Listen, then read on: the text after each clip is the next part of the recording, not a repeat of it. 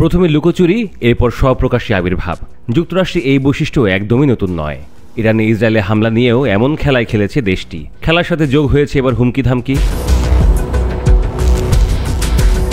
দেশটির president Donald Trump ইরানের রাজধানী তেহরানের বাসিন্দাদের শহর ছেড়ে চলে যেতে বলার কিছুক্ষণ পর থেকেই তেহরানে বিকট বিস্ফোরণের শব্দ পাওয়া যেতে থাকে।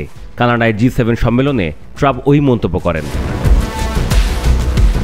আর তারপরই ইরান আর ইসরায়েলের মধ্যে পঞ্চম দিনের মতো যখন হামলা পাল্টা হামলা চলছে, তখন সংঘাত ছাপিয়ে যুক্তরাষ্ট্রের প্রেসিডেন্টের ওই বার্তা উঠে এসেছে আলোচনার কেন্দ্রে। ট্রাম্প তার সামাজিক যোগাযোগ মাধ্যম ট্রুথ সোশ্যালে এক পোস্টে মন্তব্য করেন যে তেহরানবাসীর উচিত অতি দ্রুত শহরটি ছেড়ে দেয়া।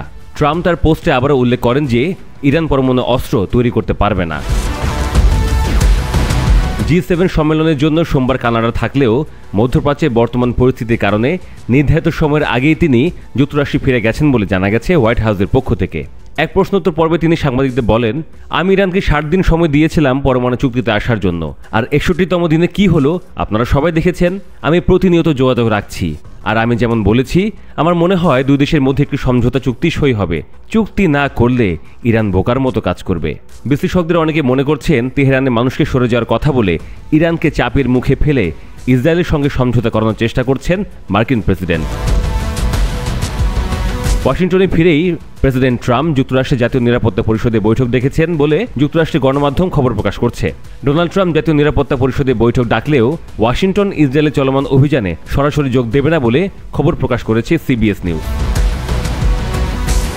এরই মধ্যে মধ্যপ্রাচ্যে থাকা মার্কিন বাহিনীর সুরক্ষা নিশ্চিত করতে সেখানে সেনা উপস্থিতি বাড়ানোর ঘোষণা দিয়েছেন যুক্তরাষ্ট্রের প্রতিরক্ষা মন্ত্রী পিট হেগসেথ।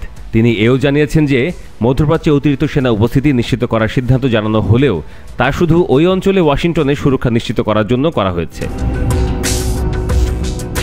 সোমবার রাতে তেহরানের বেশ কিছু এলাকাসহ ইরানের রাষ্ট্রীয় টেলিভিশন ভবনে হামলা করে ইসরায়েলি বাহিনী। টানা ইসরায়েলি হামলার শহর ছেড়ে যাওয়ার হুমকি জারি থাকায় সোমবার দুপুর থেকে তেহরান ছেড়ে যেতে থাকে হাজার হাজার মানুষ।